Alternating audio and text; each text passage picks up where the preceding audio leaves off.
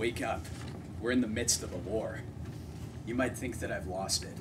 You might motion outside and explain to me that unlike the Middle East, our houses have not been bombed.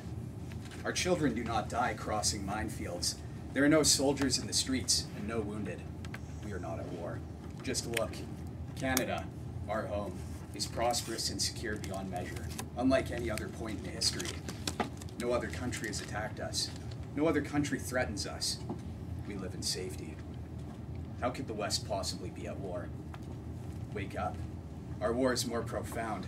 It's not a conflict between liberals and conservatives that threatens us, or between Western countries and ISIS.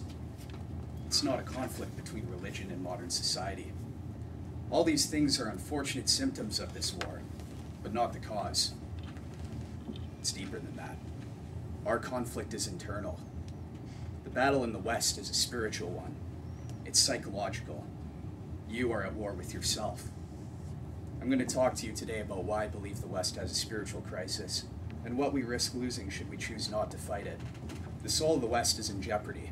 Should we choose not to address our own short-sightedness, our own impulse for instant gratification, the freedoms we cherish will erode.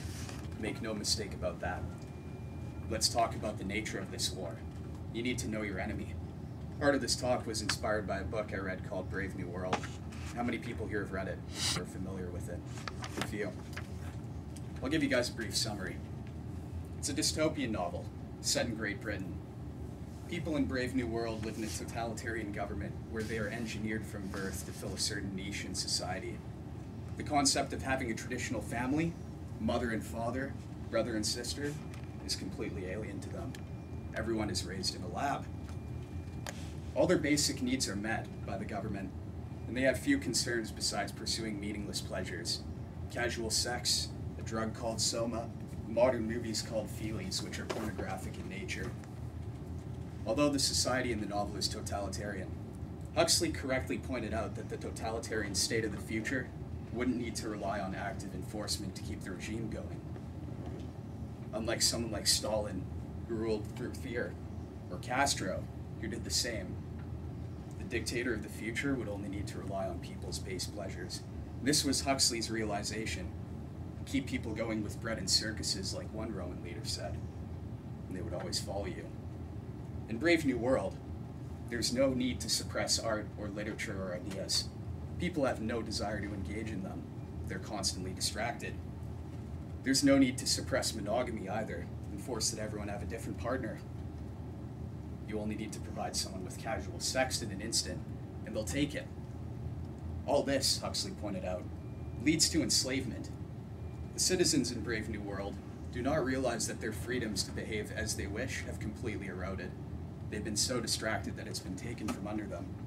And Huxley's primary fear was that given the choice between primal pleasure and freedom, people would choose pleasure every time.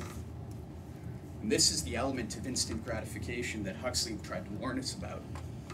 In light of apps like Tinder, where casual sex is the primary goal for some, endless streams of content on Facebook and YouTube, where your privacy is sold to the highest bidder, in light of young people who binge on alcohol every weekend in university, Huxley seems positively prophetic.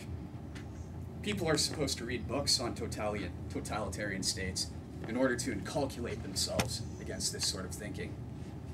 It seems now, though, that people are reading them as instruction manuals. There's no doubt that in the modern age, you are at war with instant gratification. Tinder, fast food, Amazon, porn. If you want a reward that would be impossible for our ancestors to achieve 10,000 years ago, you can have it at the click of a button. Like Wasi mentioned, marriage is an important institution, and this sort of mentality is having a very negative impact on traditional relationships. Because of apps like Tinder, people are free to pursue their soulmates, or at least their idea of one. They flit about from partner to partner, never settling down. The statistics seem to back this up.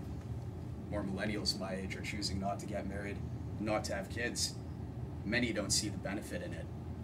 How selfish. How can a society survive when its members have that kind of mentality? Who will preserve these freedoms unless our generation is willing to raise the next? Now the answer remains, what can we do about it? The proper response to this war, I believe, is an individual one. Each one of you will have to enlist. If you care about preserving our society, the best way about it is to adopt individual responsibility. The solution isn't casual sex. The solution is to adopt traditional values and realize that marriage is an institution that exists for a reason. It's difficult to live a life free of distractions. We're bombarded by them at work. You always have a choice to whether you're going to do productive work or browse Facebook, for example.